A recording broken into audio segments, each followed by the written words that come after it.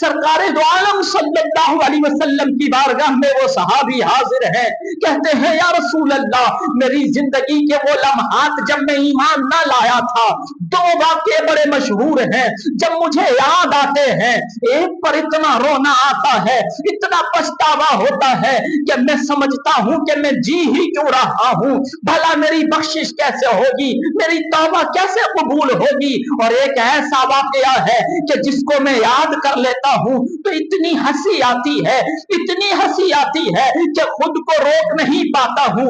یا رسول اللہ اجازت دیجئے پہلے کون سا بیان کر دوں؟ سرکار فرماتے ہیں وہ واقعہ کرو، بیان کرو جس پر تم شرمندہ ہو، نادم ہو، جس پر تمہیں پچھتاوا ہوتا ہے۔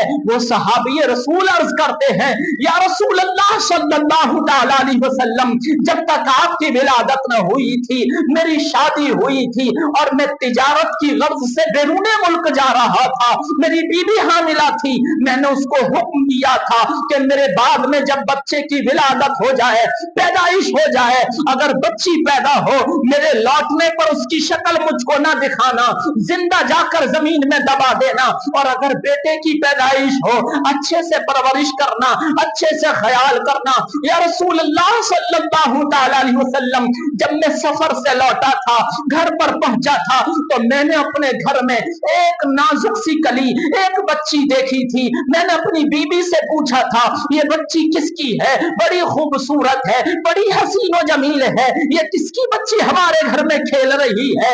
تو میری بیوی نے جواب دیا تھا اے میرے شوہر نامیدار، میں جانتی ہوں میں نے خطا کر دی ہے، ملک عرب کا یہ نظام ہے کہ بچیوں کو زندہ دبا دیا جاتا ہے، پر یہ میرے شکم سے پیدا ہوئی ہے، میرے کلیجے کا ٹکڑا ہے، مجھ سے برداشت نہ ہوا کہ اپنی بچی کو زندہ دبا دوں، یہ ہماری ہی لخت جگر ہے، یہ ہماری ہی شہزادی ہے، یہ ہمارے ہی وطن سے پیدا ہوئی ہے۔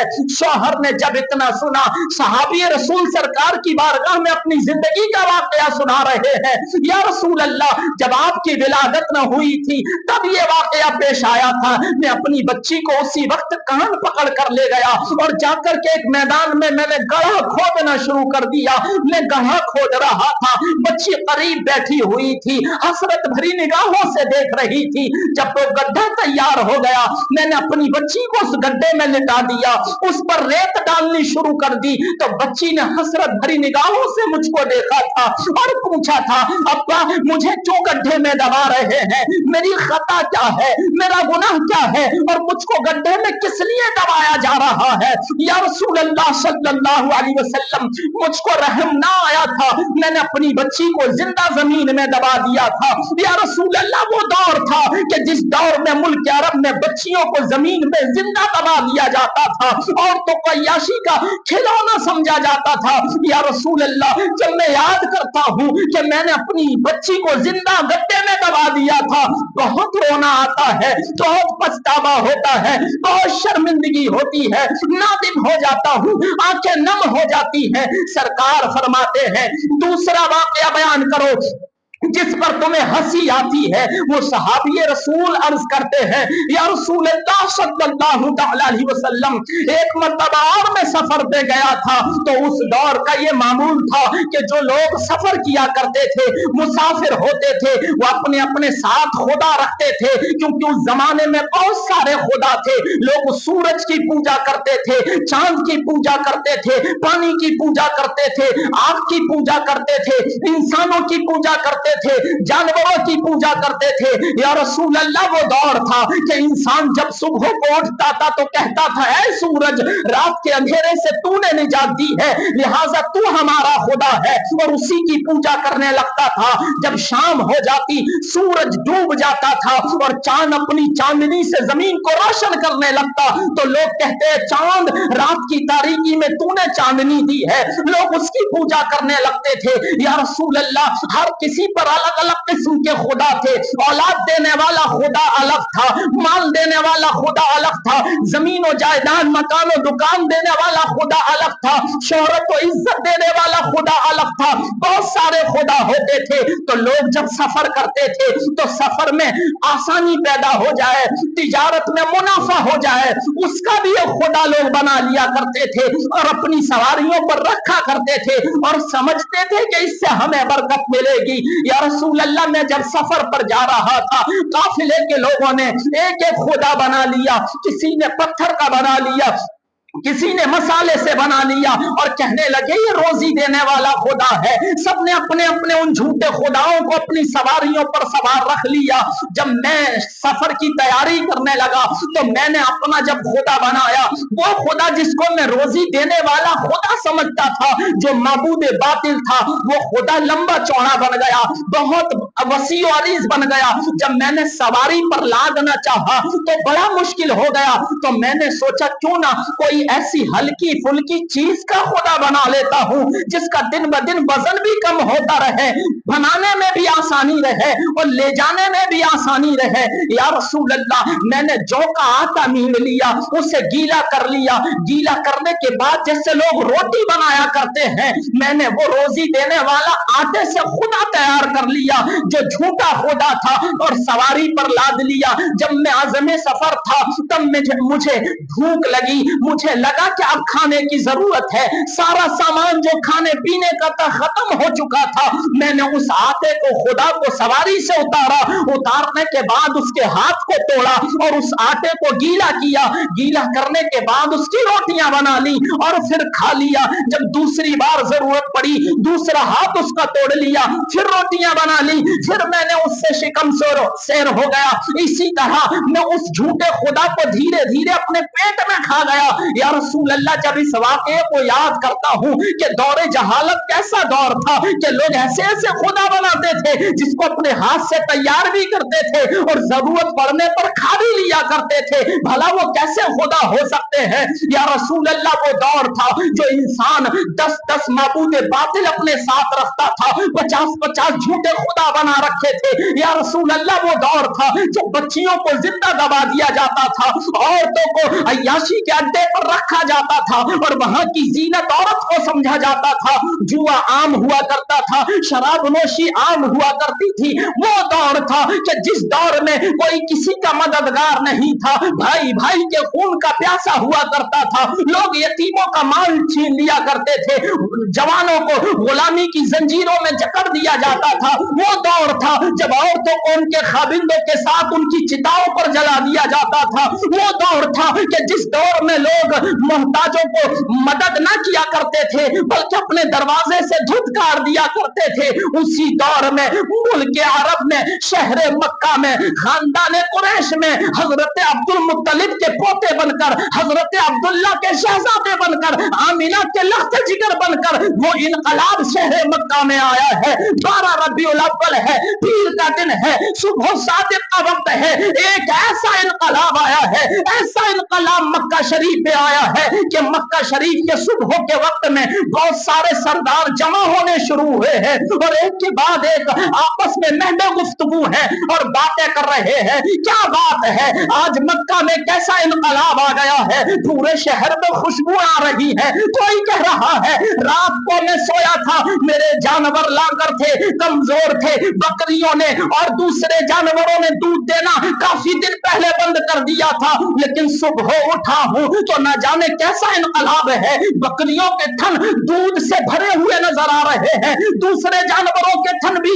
दूध से पुर नजर आ रहे हैं। कोई मक्के का शख्स कह रहा है मैं जब सुबह उठा हूं, मेरा बाप रात को सोया था, बीमार था, कमजोर था, लागर था, सुबह को उठा है तो जवान नजर आ रहा है, सेहत पा गया है। न जाने कैसे, मैं तो किसी हकीम को नहीं लाया हूं, किसी तबीब को नहीं लाया हूं, किसी डॉक्टर से इलाज नहीं कराया है, न जाने वो कैसे सेहत पा गया है। कोई कह रहा है मेरे मकान से सुबह सुबह खुशबू आ रही है, कोई कह रहा है सुबह के वक्त में पहाड़ों की जानिब निकला हूं, वो पहाड़ तो सारे घास नहीं थी बल्कि खुश्क पड़े हुए थे, सब सूखे हुए थे, कोई दरख्त हरा भरा नहीं था, लेकिन मैं देख रहा हूं मक्का के गिरदो नवा में जितने पहाड़ हैं सब सुबह सुबह हरे भरे नजर आ रहे हैं। और वो खजूर के बाग जो मौसम नहीं था, खजूरें देना पहले बंद कर चुके थे, सारे बागों में खजूरों के दरख्त खजूरों से भरे हुए नजर आ रहे हैं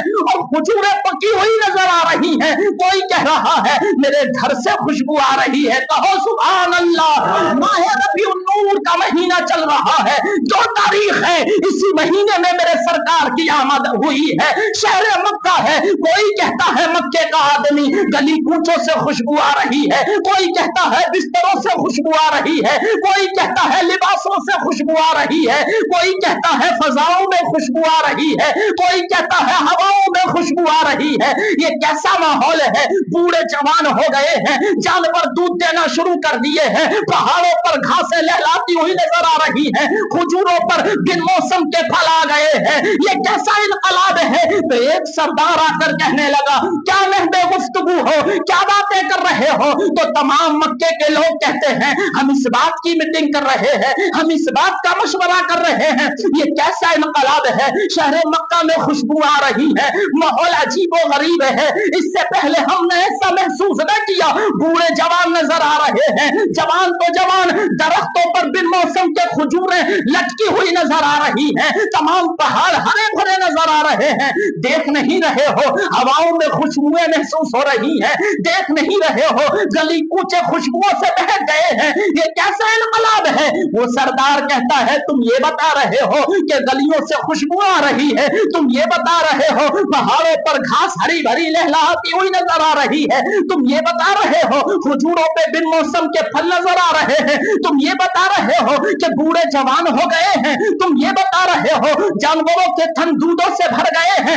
मैं जो देख कर आया हूं अगर मैं बता दूंगा तो तुम यकीन ना कर सकोगे, कहो सुभान अल्लाह।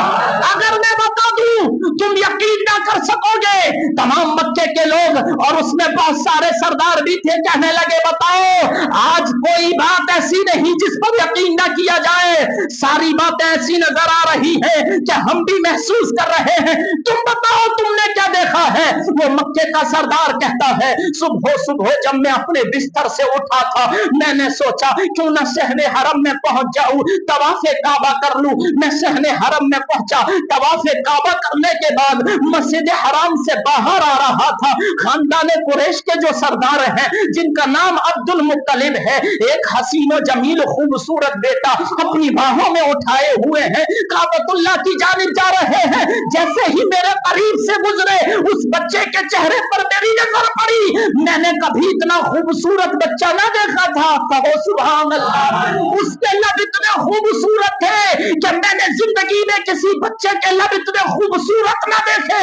उसकी भौवें लाजवाब थी, उसकी आंखें लाजवाब थी, उसका चेहरा लाजवाब था, ऐसी रंगत थी कि इससे पहले मेरी निगाहों ने इतना खूबसूरत बच्चा ना देखा था।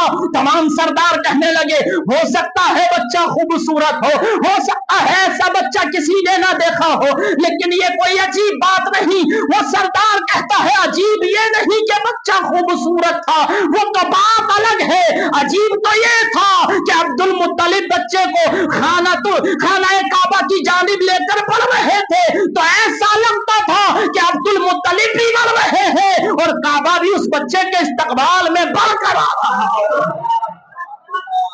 हुजूर आला हजरत